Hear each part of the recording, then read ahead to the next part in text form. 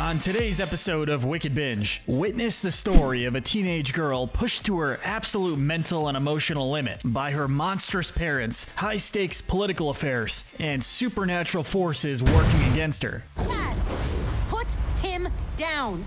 In a charming musical adventure on Netflix, today we're ranking spellbound characters from good to evil. And there's nothing like a good old-fashioned fairy tale to discuss. So let's start with the most noble character and work our way down to the most evil. These characters are the good. And the gold medal of good goes quite easily to the main heroine herself, Princess Elian. Stories of people going through parentification in their teenage years have become a lot more prevalent in recent years. In other words, kids being forced to take on the responsibilities of their unwilling parents. All that is to say that Elian is a character who came at just the right time in our culture. Plenty of viewers can relate to her struggle, but probably on a smaller scale. Since Elian here is stuck caring for her parents, who were turned into monsters on a trip to the dark forest of eternal darkness, a realm so dark it was named twice. This is advanced darkness.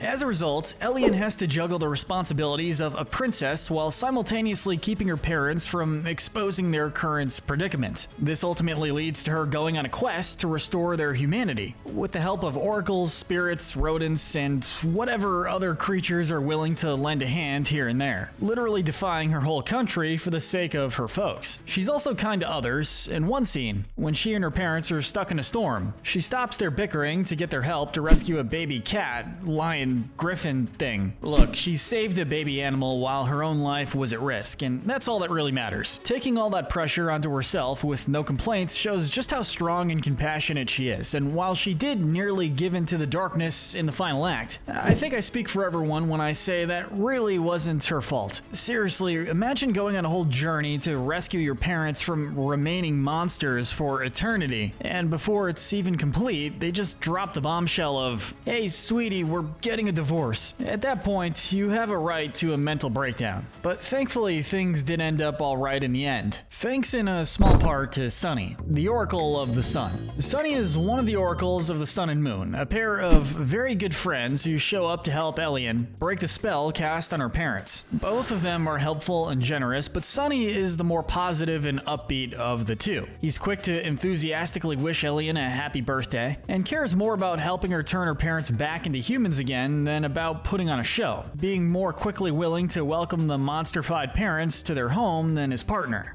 Business partner, that is. I think. Seriously, I can't be the only one who isn't sure, right? In any case, Sunny is a great guy who's willing to go to great lengths to help anyone who needs it. Everyone has dark feelings. It's how you deal with them that counts. Man, leave it to a Netflix movie to have a randomly brilliant piece of wisdom tucked away in it. Now, from one side of the sky to the other, the Moon Oracle, Luno, is up next, not far behind his literal other half. Luno, like Sunny, is more than happy to help Elian, even if he also likes to be a bit of a showboat about it. The only reason he's beneath Sunny is the fact that Luno is much more cynical and negative. And I'm not knocking him for seeing potential dangers, because that is important. It's just that anytime Sunny tries to be positive, whether it's giving their frog Uber 5 stars or explaining the way to break her parents' curse, Luno is quick with a cynical, sarcastic clapback. The guy is not very nice, but at the end of the day, he is supportive of Sunny, and they do a lot to help others with their extensive knowledge and power, even if they bicker a lot. Landing just outside of our top 3 is a true master of the spoken word, Minister Bolinar. He's admittedly the more ditzy of the ministers, often coming across as cowardly and a bit snooty, so we're awarding him the Pride Center Medal for his refined, elegant nature, and how that drives much of his arc in the movie. He enjoys wine, cheese, and cake, as he should, and he looks down on smaller creatures like Flink, as he shouldn't. His desire to get back to the old status quo makes him initially more than willing to help pursue Elian when she rushes off to rescue her parents from capture by the general. But when his mind is swapped with that of Flink, he's given a serving of humble pie, or humble, disgusting grub, more accurately. He He's hesitant to help Elian, still playing devil's advocate and discouraging her plans, but after he's forced to endear himself to a flock of flinks to get directions, he becomes more willing to accept changes, and from then on, he gladly helps Elian on her adventure. By the end of the movie, he's a much more pleasant guy and even a friend to Flink, liking him enough to make him a tiny suit of armor. For his character growth, we feel like he deserves a pretty high spot on our list.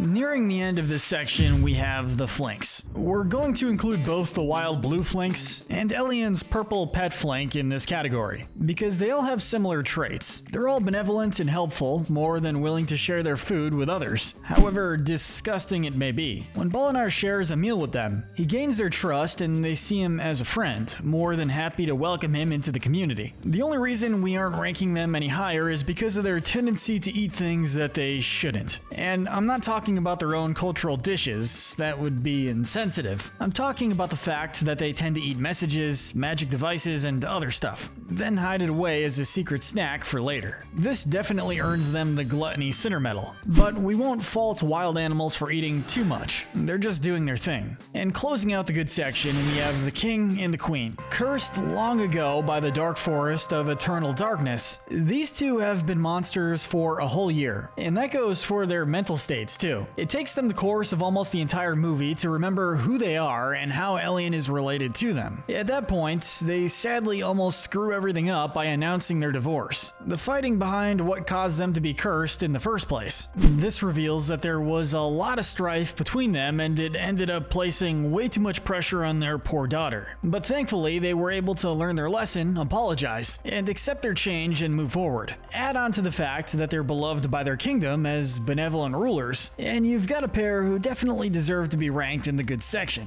But with that said, let's move into the more morally questionable characters. This is the gray area. First up is one of the less fleshed out animals in the film, Lawrence.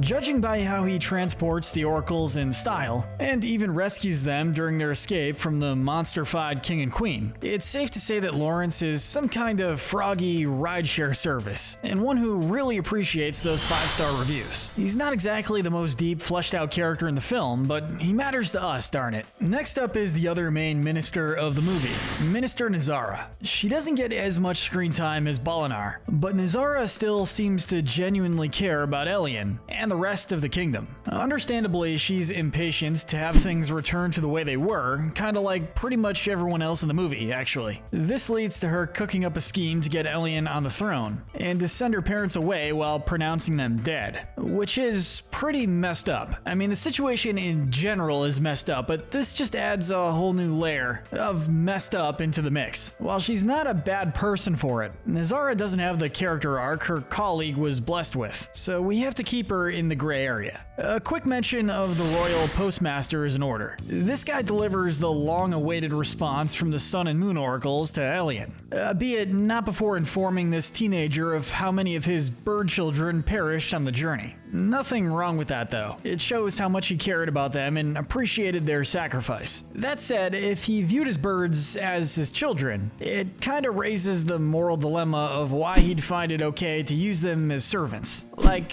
that's technically child labor, dude. Not cool. Oh, and neither was hitting an old woman with a door and doing nothing to check if she was okay. Still, he did give Elian a birthday gift the next year, proving himself to at least be a nice, albeit morally questionable guy. And closing out this category, we have the sorta, kinda main antagonist, General Cardona. Here we have a case of a woman who really isn't doing anything particularly wrong, but who's going about doing her job in a pretty ruthless way. She leads the charge to imprison the king and queen in cages to have them transported to the furthest reaches of the earth, unwilling to let Elian even try to save them. She sends a whole army after them, and while this shows her dedication to protecting Princess Elian, it also shows her unwillingness to take risks to help rescue the king and queen from their curse. Nonetheless, when their minds are somewhat restored, she immediately bows and offers her service to help rescue the princess, showing that she's loyal to the crown and her job, if nothing else, even if she is a bit ruthless. But with that said, it's finally time to mention our one and only character who belongs in the bad and evil category.